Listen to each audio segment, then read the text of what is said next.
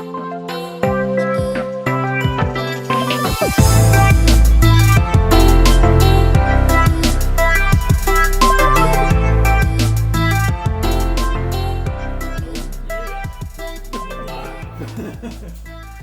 TalkShopCrypto.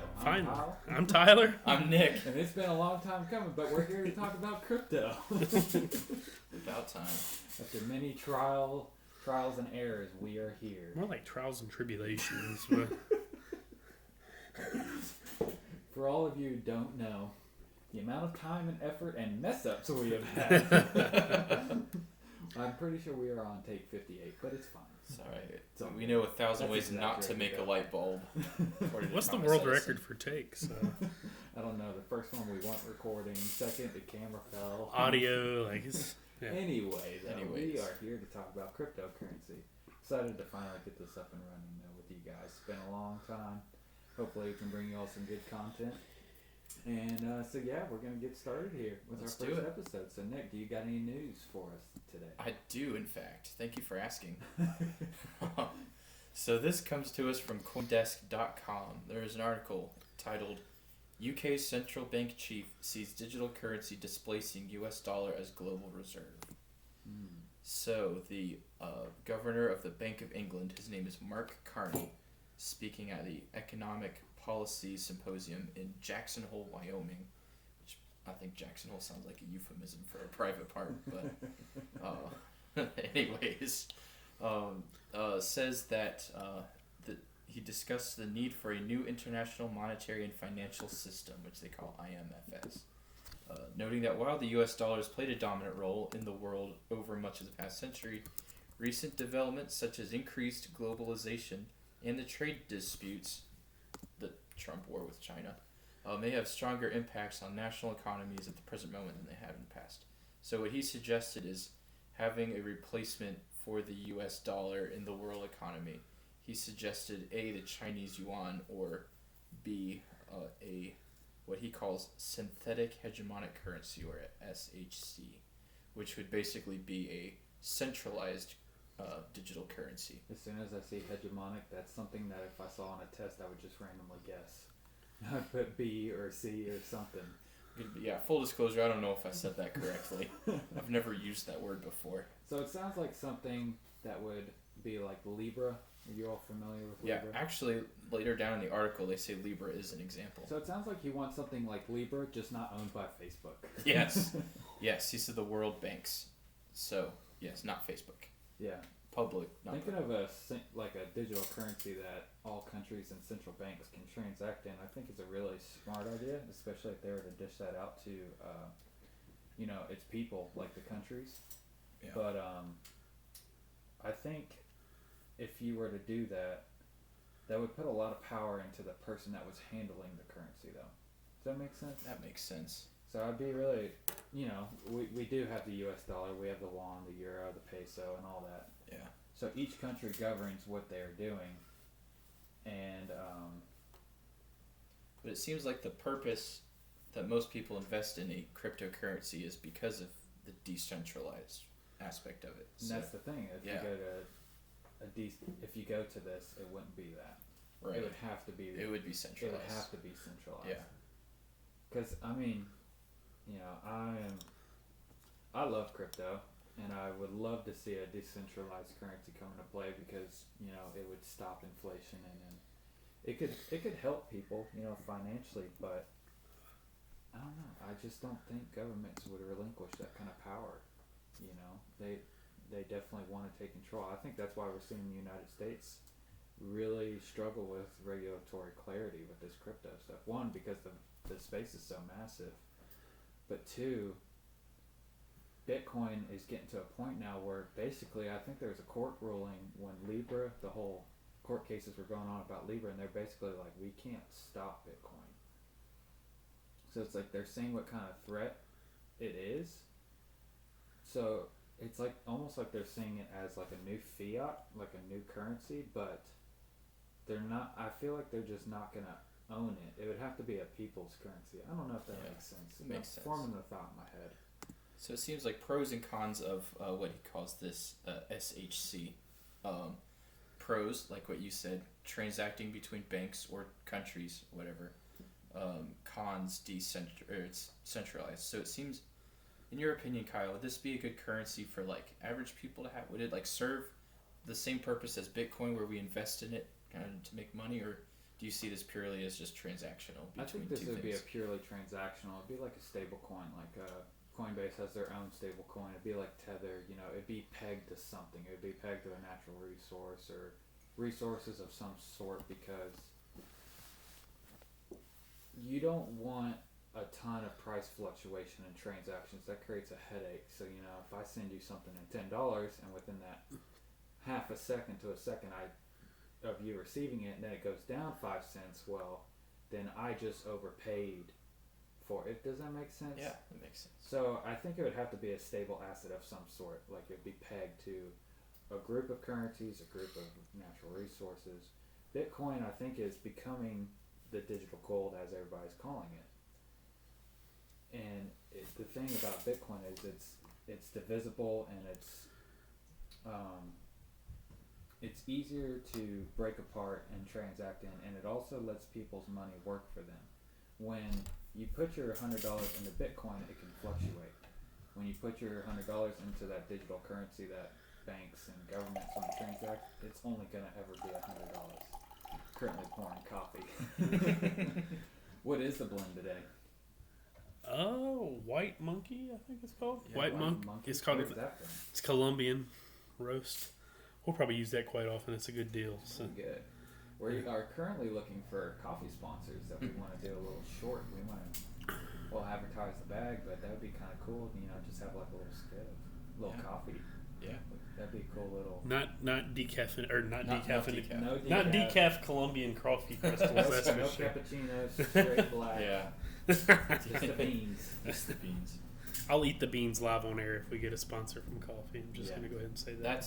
That's recorded, so that's on air. You're sticking to that. You have to. I'd you eat have to the stick beans. to that. Just one time, but I'll eat them. Just one time. Yeah. I have Anyway, eaten straight continue. beans before. So I got to ask you all, moving on from the digital currency, if that's fine, if y'all have anything Is else that to what add. this whole show is about? No, I'm just joking. So I'm sure that you all have heard about the whole Craig Wright deal. Almost every single news station, not CNN and Fox, but Right. crypto-wise, has pretty much talked about Craig Wright. Have you all heard about that? Yeah. What do you all think about it? The court case, everything that's going on. Well, one, the court just proved that he is Satoshi Nakamoto to an extent, which I don't think he is, because all the filings that he has provided have basically proven that he's not Satoshi Nakamoto. I think the judge pretty much said, yeah, we're going to go ahead and say you're Satoshi Nakamoto, but we think that there's more aliases with that. Like, there's at least 2 to 3 more than you. On this article on cryptoglobe.com that we'll be referring back to, I think it said that the judge didn't necessarily acknowledge that Craig Wright was Satoshi Nakamoto, but the partnership between Craig Wright and Dave Kleinman, like in combination, they were Satoshi Nakamoto. Okay, I see. Oh. Yeah.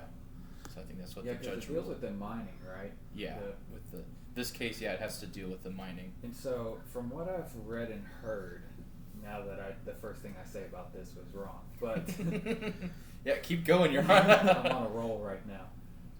I know for a fact, though, that the Bitcoin in dispute right now, the stuff that I've mined, is over $10 billion.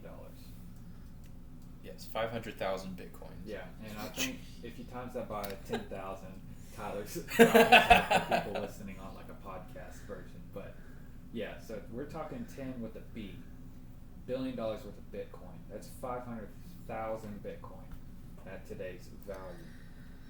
So we have a couple articles that we were going to bring up. The second one tying into this is, so who is the other person besides Craig? David Kleinman. Kleinman. Yeah. So the Dave, family, who sounds like he's I think passed away. Yeah, he passed away a long time ago. That's a whole nother story. I think people thought Craig was involved in it. I don't want to go into it because I don't know that much about it. But basically, so the family is trying to settle the dispute. So here's the reason that everybody is talking about this. Yeah.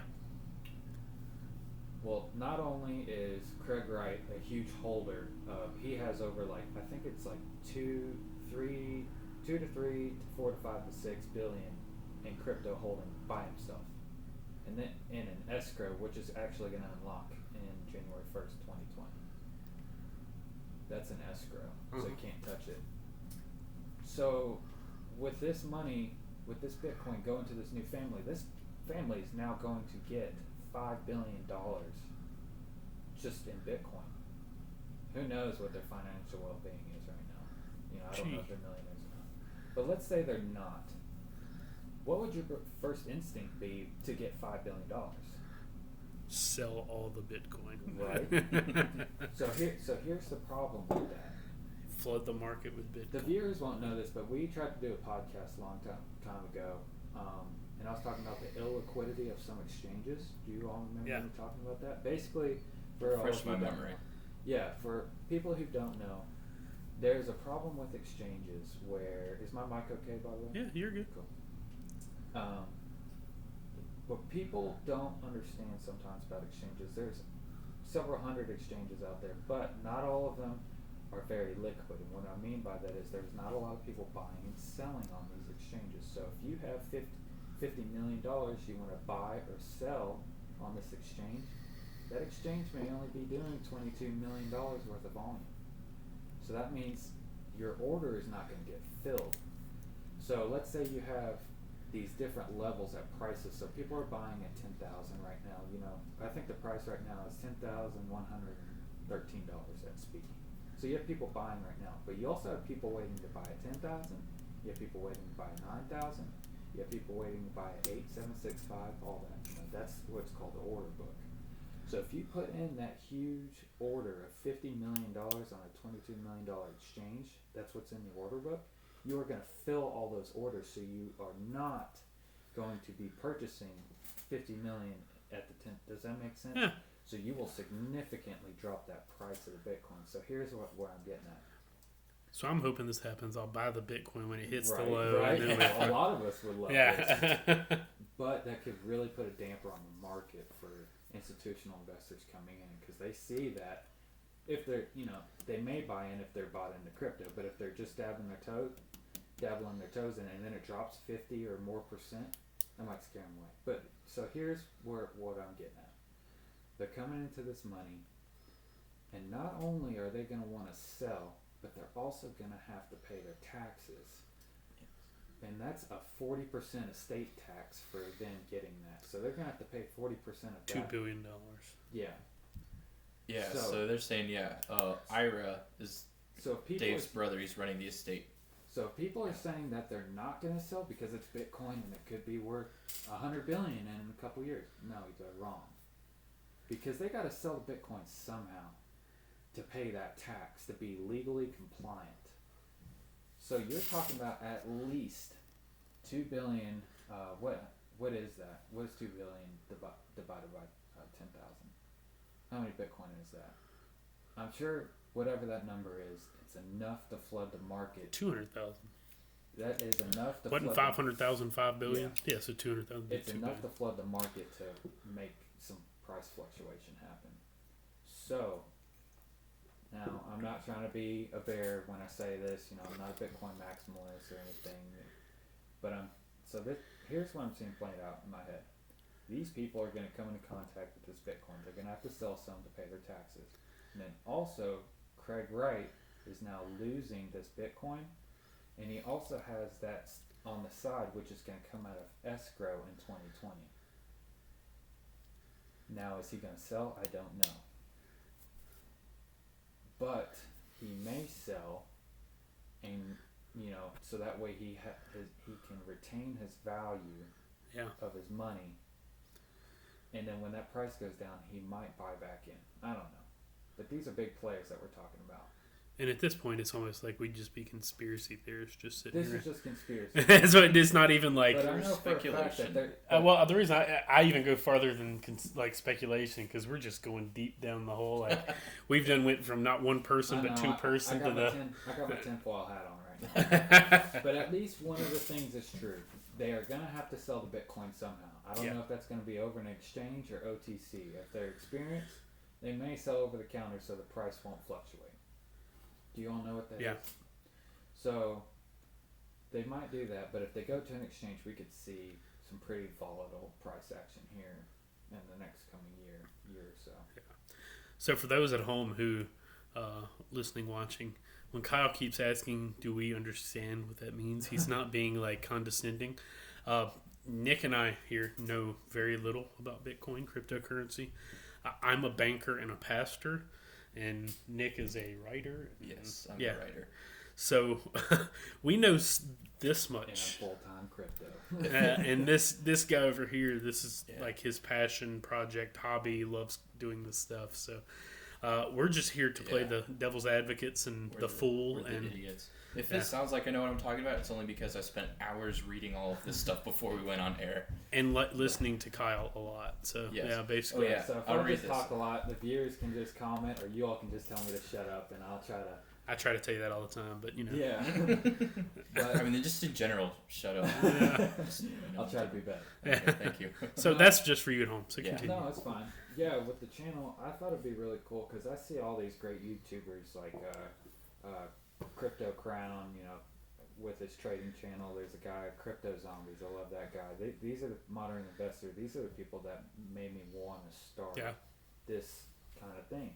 Well, they're all very knowledgeable, and not saying there's any pitfalls with them. You know, they're awesome guys from what I see. I just haven't really seen people bring on like investors that don't really know much about crypto, and I feel like that's what a lot of the audience is, at least. Especially if this market starts coming up, there's going to be a lot of new people. And so, you know, bringing in a banker and bringing in a blogger, you know, you both have different viewpoints on things. And I think that would bring something very valuable to this podcast, because you all are going to be asking questions that people they'd be like, what is OTC? What is Tether? You know, I know these are basic questions, but these are things that need to be answered. And we'll get into why that's so important later. Like, I don't think we realize how important it is for people such as myself who don't know much about crypto to know more about it. Because to the point, if people don't know about crypto, they're never going to invest in it. And if people don't invest in it, the value is never going to go up. And so basically education on Bitcoin would be absolutely important to someone common like myself and Nick here. Yeah, so, well, with new investors coming in, hopefully... if this person does sell some of their taxes, we can accrue more Bitcoin, and we can give that to our viewers and more people. And for the record, I'm not giving any of the viewers my Bitcoin. Get your own Bitcoin. Never say never. So, Nick, do we have any other news besides this Craig Wright? FUD. Let's go. Winklevoss. What did you say? What'd you say to me? Say hi to your mom for me. Anyways, Winklevoss twins, as in Facebook, they have been very influential in the crypto space, probably more so than anyone else, possibly. They have both said that Wall Street has been very slow to get onto the crypto train. That's my paraphrase. That's not what they said. But that's the point of this article on livebitcoinnews.com. Wall Street has ignored Bitcoin too long. What do you guys think? Do you think Wall Street's ignoring Bitcoin, or what's going on there? What do you think, banker? I think it's obvious they've kind of ignored Bitcoin, but for what reasons is more of the question that should be being asked. It's not. It's a great question. I have a few, but I want to hear from you. I don't think there's any question. Like them saying, like obviously Wall Street. Yeah, everyone knows that. Like any random, banker at any bank can tell you that. But what I think is more of just the deregulated part of it. Nothing tied to something that scares people. And it's kind of like we've talked about the dollar in the past, and how that in a way the dollar is still is backed by the government, but at the same time it's not tied to anything, natural resource. It's our economy, but it's so what? And that's what I've told you before. In a way, like the gold standard's kind of like not there. It's kind of more the GDP. I believe our country's GDP is what is the backing for the U.S. dollar, because the U.S. dollar usually goes up the greater the economy grows, the GDP, the higher it is, the more, and for those who don't know, GDP, gross domestic product. So the higher our American GDP is, usually the better the dollar looks. Just, So crypto, with not having anything to be tied to be backed up by, and then just being uneducated. You don't have near as many people that are willing to go into the market to invest into that. When you go to your, banker at, I can't say names of banks really, but especially mine. When you go to a bank and you try to invest, they're never going to throw out that. And one, they're not legally allowed to. Their banks will not, allow them to do it. They're not investing in crypto. So as we go on, we'll continue to talk more about that, why I think it continues to be not done on the market. Mostly I think it's just not being educated on the subject. They're scared of it. And usually things people are absolutely scared of. It makes me think of like something like you're looking at the corner of your eye and there's like a big red button and your hand's hovering over it. Is this it's like the Price is Right or something. I was going to say, is it the Men in Black do not push the big red button? Yeah, but it's like you want to press it, but they're just waiting. That's kind of how I see it. Like, I wouldn't say Wall Street's ignoring cryptocurrency. I'd say they're keeping an eye on it. Because you got these players in the market, like you got the CEO of JP Morgan, and then we were talking a few weeks ago, Kevin O'Leary probably secretly has cryptocurrency. Like, these guys all hold it, but you go to their banks and they, like you said, they won't be allowed to even advise you on it. And there are a lot of things going into that, like the insurance part. But I do think another big part of it is like who do you see in the bank usually that comes in? Like what kind of demographic? Absolutely, the common person. Yeah. The person that you're going to see that come in is usually the person that still likes to do handwritten deposit, handwritten withdrawal. They don't want to worry about an ATM deposit. They don't come. A lot of times, don't even come through the drive-through. These are the common people that are every day. They want something in their hand that they can write their name on, that they can get a slip back. And boom, it's done. Yeah, so I'm saying cryptocurrency people are not the same people. And that's what I'm saying. And that's why, because until our demographic in crypto grows, until our generation and even, some of the older generations will grab a hold of it, it's hard to see it on the market because the cap for it. Right now, like if we had everybody in the market doing it, I don't think they're going to make as much money on it. With crypto? Yeah, some people, I don't think they're scared of it.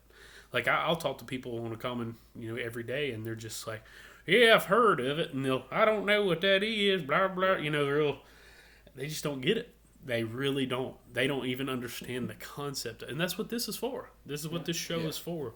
I'm not saying our demographic is going to be some 75-year-olds sitting in their house watching our show, but what I'm saying, we would love them. Yeah, heck yeah, I'd love to have that because we'd be able to educate them. But there's banks right now, like, I know for sure right now that there are banks out there that if you deal with cryptocurrency, they're not even sure they want you as a client. Well, Chase said that they would fire anybody that was and then bought it. There was, like several years ago, they were even closing people's accounts for dealing in crypto. Like, you bought this crypto, you have 3 days, or we're shutting down. Yeah. And there are still banks that are doing that right now. That if you're necessarily dealing in crypto, they're not even sure they really want you as a client, as an employee. And a lot of it, they're scared. For some reason, there's this weird, crazy idea that it's tied to the black market. It's tied to some dark web, dark, crazy things. And yeah, it's used there, and it has been used there. Yeah. But the fact that it's a fact that that's what people are. No, it's just. I think it's also. This could be the conspiracy in me. But I think it also could be they know what this could turn into. Possibly some bankers could. So maybe they might be hoping that. The reason I say that is there's a saying that goes around. Like what email did to the postal service, Bitcoin will do to the bankers. It's completely revolutionary, but it's scary too because this is taking the power out of the hands. Anyway, getting conspiracy. I digress. So you need to open up a crypto bank, like a physical location for crypto banking. I think somewhere today, I wonder if I can pull up the article. My computer's been slow. It was like Switzerland or something, just handed out 2 banking licenses for crypto custody. While you pull that up, I'm going to say why I think Wall Street, I think it's the big, going back on what Nick said, the insurance. I think that's the big thing. Because these custody solutions coming out like Coinbase and Bakkt, they are backed by the U.S., they are U.S. insured. That carries a lot of weight. Now, a lot of people when I talk about crypto, they're like, oh, what is it? I tell them, and they're like, oh, that's great. How much money can you make? I was like, stocks go up 1%, in a week, in a day, or whatever. And then drop 10% in half an hour. Yeah, and I was like, crypto can go up 10% in a day, and people have never heard of that. 3 to 8% a year for stocks is like Wolf of Wall Street parties. That's like really good. You know what I'm saying? Yeah, I do. But then they asked me, what happens if I lose my money? Where is it going to go if it's hacked? And I always struggle with an answer because a lot of these exchanges aren't backed. You send your money to the wrong address. If you get hacked, a lot of it's not backed up. So these custody solutions that are coming out, I think this is what the big players are waiting for. Somebody's not going to put $500 million on an exchange and trade with it if they don't think that their money's backed up. Does that make sense? Yeah, it totally makes sense. So I'm reading this. The Swiss financial regulation has awarded 2 bank licenses to SEBA and Signum. Yeah. It seems like there's still, again, back to what we're talking about, all these risks and problems they think they'll have with it. They're still all issuing a lot of regulation and rules to it.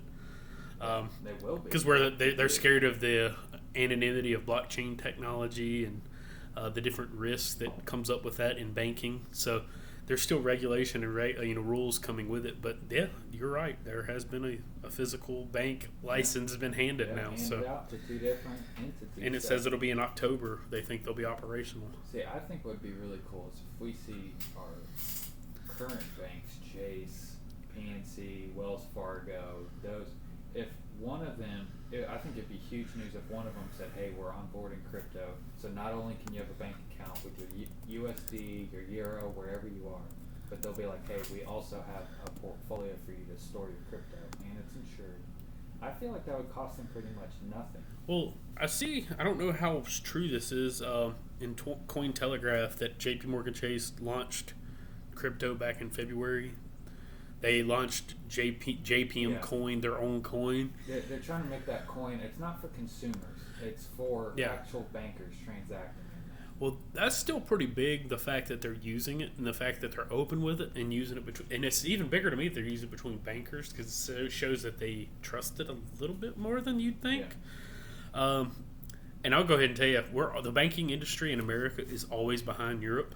While we somehow have always found stability more, probably because we move at a slower pace, Europe is still way ahead in the banking world. When I say that, like, you don't walk into a bank in Europe. It's just not something you normally do. If you're in Europe, you say you want to go to a bank, withdraw some money, or let's say you want to have an overview of your account, whatever it is. You make an appointment. You go to that appointment, you talk about your problems, talk about what's going on with your, account, blah, blah, blah, and then you're done. Whereas in America, you walk into an everyday bank and talk to someone and whatever. And that seems to be the case in the future, that America will get to that point. So it seems, and this might be the chance for American banks to take a step ahead. Yeah. Where if we were to go to a crypto-based currency, something of that nature, we would possibly even jump farther ahead than what Europe has, but I don't think it's going to happen. So, well, I think it just needs to take one bank, whether it's small or large. And the reason I think that we're right on the cusp of that happening is there's a saying in room clearing when you're like talking about guns and clearing a house, the first person in the doorway gets shot. The reason I'm saying this, it's not related to crypto, but Facebook tried to come out with Libra. Yeah. Libra tried to come out, and Congress immediately pounced on them and said, "You will not launch this." They already don't like Facebook as it is, so it's yeah, Facebook is already in their grave. And then they stick their little flag up that waves crypto, and then they Could slowly step on it. And Could you're you like, no. could you imagine that congressional hearing? They're already weird enough asking him all what's his name, Zuckerberg, all these weird questions. Like I cannot imagine seeing like them question Zuckerberg at a congressional hearing about cryptocurrency. Yeah. So there's money in the computer. Like It's in the files are in the computer. I can see the Congress people just asking that, and like him just being like, how do I answer I'm that? pretty sure one of the questions they asked was, "What is an app?" Well, and like, It's 2018. well, it's really hard too because it's exactly like explaining a meme to your parents. You know, these are the people that we are trying to explain crypto to, and you know, I brought up the room clearing. I know that's not probably appropriate for this, but my dad was a gunsmith, so I shot guns with my dad for magazines and all that, but. Long story short, that's why I had that analogy. The first person gets shot through the door, and that I feel like that was Libra in a sense, but also I feel like that brought in a lot of notoriety. But the problem is getting through to these Congress people that are these old, you know. See, we're going to see a big flip-flop, and this is just me joking, obviously.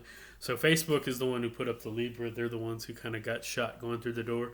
And then the world's going to turn on its head when MySpace comes back. Tom becomes the first leader and gets cryptocurrency through. He's going to come out of left field. Yeah, and he's going to be worth more than Zuckerberg. He's like coming out of hibernation. It's like, what year is it? And it's still the same stupid picture with him sitting in his chair. Tom Currency, please be Tom Currency. I would send him my Bitcoin to lead that charge. Hey, it's catchy, MySpace currency. Well, anyway. My coin. Oh my goodness. Well, kind of going off of that. So, according to Coinbase's CEO, he's saying that owning one whole Bitcoin will be increasingly a big deal over time. And most of you have known, but there's a saying out there that says there's not enough Bitcoins in the world for all the millionaires in the world. And the reason they say that is there's 21 million coins. I'm not sure exactly how many millionaires there are. I think there's like 40 or something. Like in 40, the world? Yeah, like 40 million or something like that. Oh, 40, okay. No, not 40. I could probably name those. But, and so they're also saying that there's around, I could get that number wrong. 36 million millionaires. There you go. And then they're also saying that there's around 3 to 4 million Bitcoin lost forever. The reason I say that is because all these people, what? Go ahead. Well, I want to hear it. Go ahead. no, the reason they say this is they a bunch of analysts have said that there's a lot of people out there that mined Bitcoin when it was only a couple cents. So they have thousands of Bitcoins on these hard drives. Now, a lot of people have come out saying, I had 6,000 Bitcoins on my hard drive, but my computer went out. It was only worth $5 at the time, so I didn't bother with it. I threw it out. So now you have all these hard drives in these landfills just full of Bitcoin. But not only that, the way Bitcoin works is it's got this long ID address. And if you get one, letter or number in it wrong, it'll send it to that address, but it doesn't mean that there's a receiving end to it. Okay. So it's lost forever. And there's been people that say, I sent a couple of $1,000s worth of Bitcoin to this address and it was wrong. So that's why they're saying they think it's conservative around 3 to 4 million. Jeez. So does that make sense? Oh. So there's 18 million Bitcoins to go between 36 million millionaires. So each millionaire gets half. Correct. And so they're saying if each millionaire wanted one Bitcoin, well, there's not going to be enough. It's going to be a big grab. That's why, see, I backed it up. But that's why I was saying that. And then including with just people already owning Bitcoin, it'll be interesting to see. So for those listening, watching, part of the reason I laugh when he's talking about lost Bitcoin, we have a joke that goes on between us, and we're probably going to do a video of this eventually, about how in the world to describe mining Bitcoin to someone when some of these people that you try to explain Bitcoin to barely understand computers, internet, cryptocurrency in general. But then you tell them, hey, they're mining Bitcoin, and you're like, yeah, they're lost in computers, and you're just like, what? And it's like a Zoolander moment. Like, literally, they're in the computer. Like, how in the world does that happen? Like, it's like how do you explain to someone there's actual people in landfills right now scrounging up old hard drives to try to access these wallets that could potentially have it. I read something somewhere that they actually are paying psychics like 5%. I'm not kidding. Look it up. They're actually paying. So a guy will say, I have 3,000 Bitcoin in this wallet, but I can't remember the private address to pull up my wallet. So the reason how the blockchain works, for those of you who don't know, if you have 5 Bitcoin and you send it to an address and then you lose the computer, as long as you have that private key, you can open up that wallet from the Bitcoins that are stored in that block. Does that make sense? That's why it's so secure. So if I were to lose this computer and I had my Bitcoin on it, as long as I had that private key, I could hop on your computer or whatever, type in that private key, and I could access my Bitcoin. So these guys are hiring psychics to try to remember this 27-digit code. And I guess some of it's working, but they're just charging astronomical percentages for this stuff. But I'm in the wrong business. Yeah, we all are. It seems like if you make a Venn diagram of people who hold Bitcoin and people who pay psychics to do stuff, it'd be 2 circles that don't touch. Like you would think.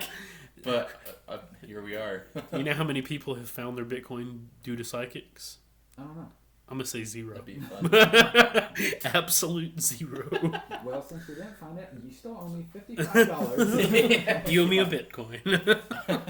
Wow. But yeah. So on to real news besides our... Yeah, what's the next article we got? Grayscale's pro-Bitcoin # drop gold campaign timed the precious metals bottom. That is an article found on cryptoglobe.com.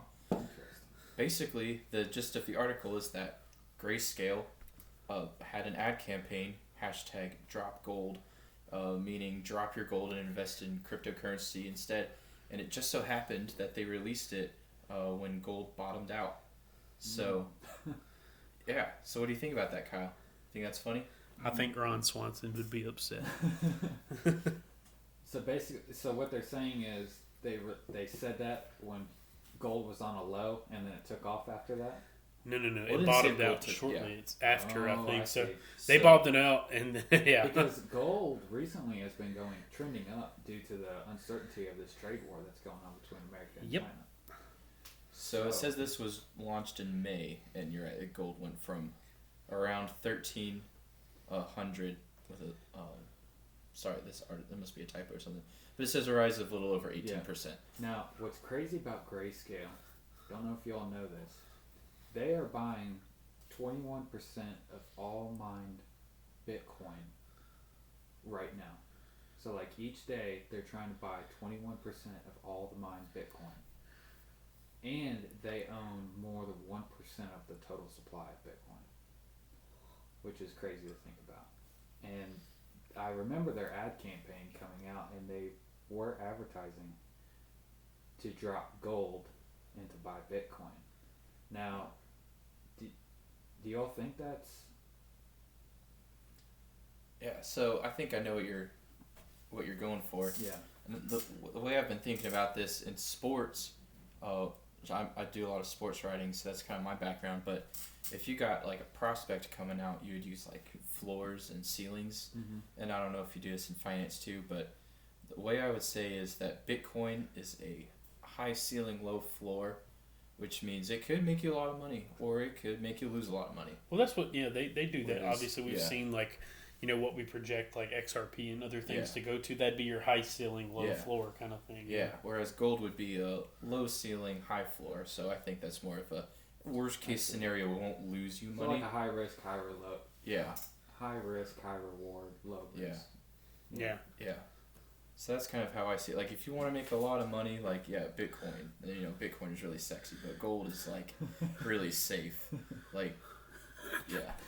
I don't know why, but I just envision, like, a little Bitcoin character with, like, a dress on. I don't know. Keep your mind out of the gutter, Kyle.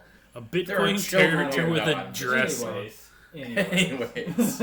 This is where Kyle's had too much coffee. His dirty mind. Third or fourth cup right now. Remember earlier when I said you should just like shut up in general? Yeah. This is where I need to listen. Yeah. No, I think so.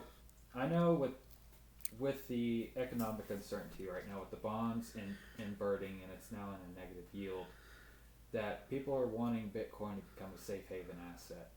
But I don't think it's quite there yet. I think gold is still the safe asset. So if there was some sort of recession or economic downturn, gold and silver would still be the go-to. Oh, absolutely. It's not even a question. You know, because the cryptocurrency market, I don't have it pulled up, but I think it's around 200, 300 billion right now, which is a fairly large chunk, but gold is 7 trillion. Now, the Drop the Gold campaign, I think, they're trying to kickstart it, but, as time goes on, they'll ramp that up. But yeah, that's just taking advantage of good marketing, I think. Oh, yeah, for the sure. timing of it, at least, yeah. It's just a marketing scheme. I think as Bitcoin ages, like if we do have an economic recession here in however many years, if it does happen, we will see gold go up because I think people place more value on that. Because like what you're saying, the ceilings, people see Bitcoin as a high risk but high reward. But as soon as you put that person in a trouble situation, are you going to throw that pitcher in the game that throws 105 miles an hour but can't throw the baseball where he wants it? Or are you going to put a person in there that throws 85 miles an hour but can pinpoint? Does that make sense? Yeah, it makes a lot of sense. I want the pinpoint guy all day. All day. It's a no-brainer. So I think you're going to see a lot of people start cashing out of Bitcoin to go into gold. But I think at the same time, people are going to realize the value of Bitcoin because once they're in Bitcoin, conspiracy time, they're not going to be able to transact in gold. You can't just plop a gold bar. A lot of it's done digitally. You don't just say, hey, I bought a thing of gold on this exchange. They're going to send me the gold here in 2 weeks. It doesn't work like that. But with Bitcoin, that's exactly how it works, except you get it then. You buy it, and then you now own it. Does that make sense? Yeah. So I think if we ever were to come into some major recession, depression, I'm not sure. I know, that's really far-fetched. Everybody's calling for a recession every single year since it happens.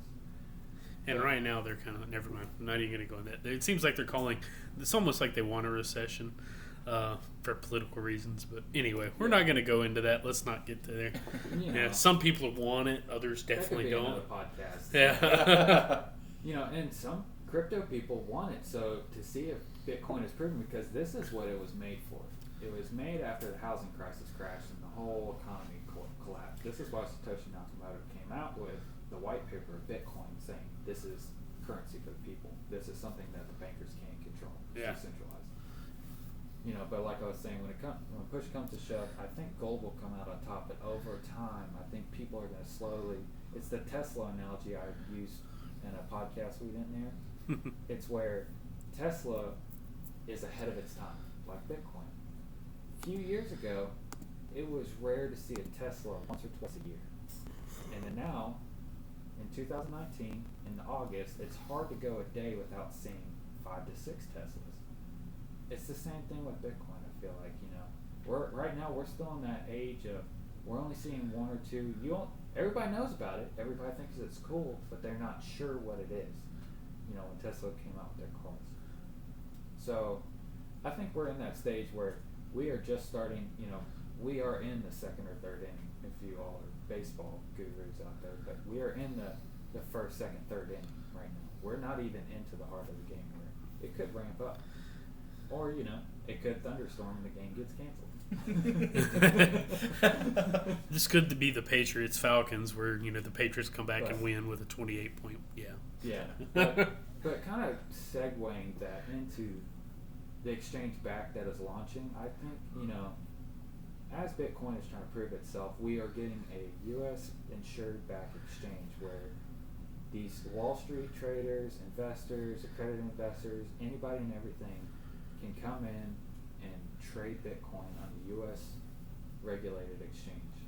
And I think this is huge because not only can you put money in, and they're getting people investing $200 to $400 million a week into this custody solution. So not only are they not only are they having this custody solution, but with the margin, the trading, they're paying out in Bitcoin. So these Bitcoin futures contracts are coming out, and you can do anywhere between, I think, a month and a year. So now these institutional investors, these big traders, are going to be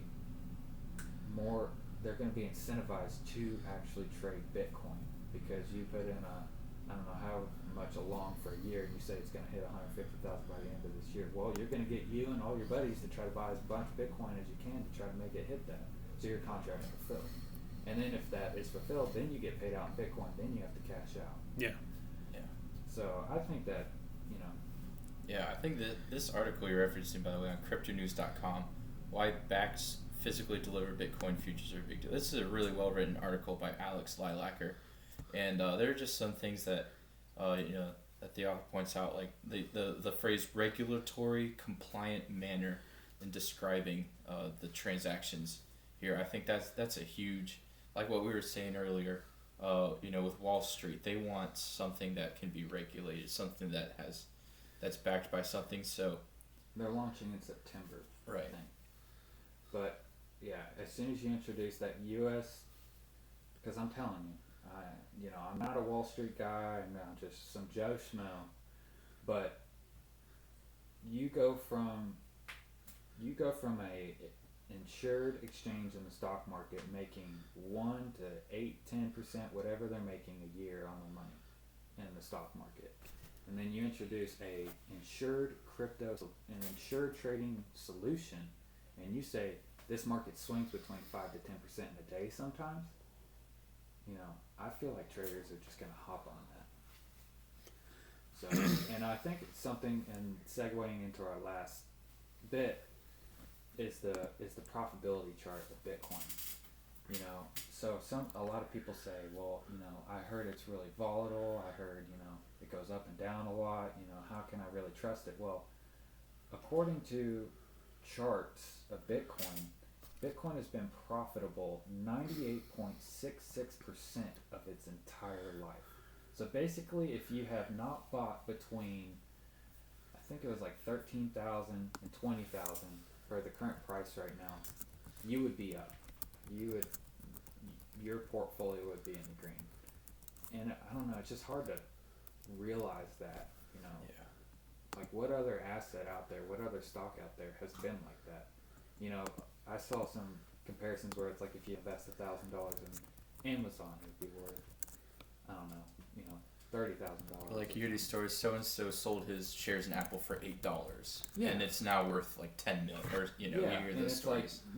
Like you invest $1,000 in Microsoft, you have 40, you have all this and that, and then it's like $1,000 in Bitcoin at the start would have made you millions, and I just think that is absolutely insane. And to think that the market cap right now is only at 200 billion and gold's at like 7 trillion, there's still a lot of room to grow, for sure. Yeah. So I don't know. What do you all think about that?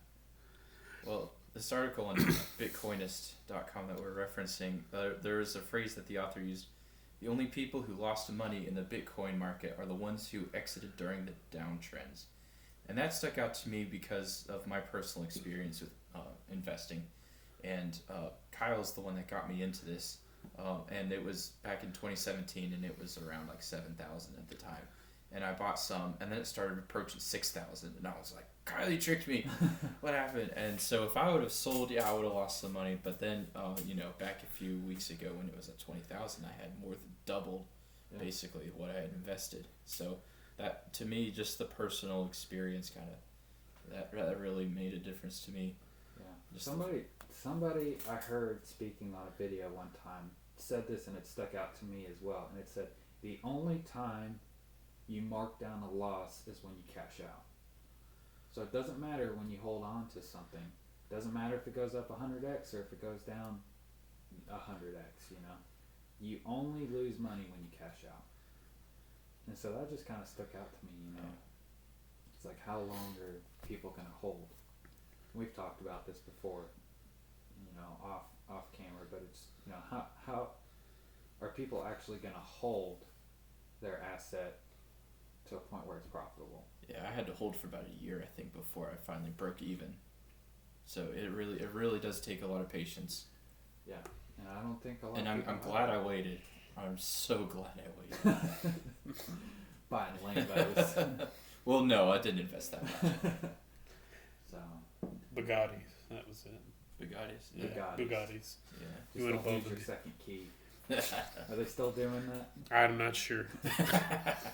So, well, I think that wraps it up for the news and for things that we're going to talk about today. Y'all have anything else to add?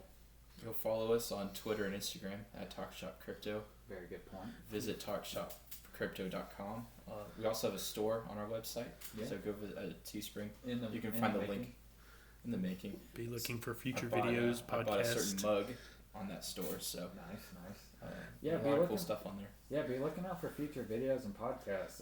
I'm not sure when we'll be able to get podcasts on like Spotify and iTunes and all that because you got to go through hoops to do that. But definitely on YouTube, we're gonna. I Yeah. think we're gonna start trying to stream on Twitch, go live on YouTube. That way, invite your friends and hop on when we're live, so that way we can actually talk to you in real time. I think that'd be really cool to speak with people on here. But yeah, be looking out for more videos. We're going to try to post once or twice a week. And remember that anything we've said in this podcast is not financial advice. Yeah. That's right. We do not give financial advice. We do not give financial, legal, or tax advice, and don't ever listen to anybody who says anything about crypto.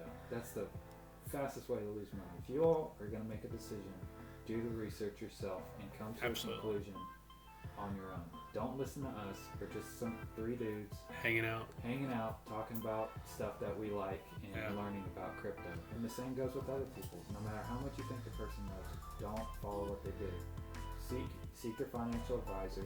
Come up with a solution, conclusion on your own, Yep. and execute that way. That's the only way to do it. Don't listen to anybody else. But until then, we are Talk Shop Crypto, where we talk everything crypto. We'll see you in the next one. Later. See ya.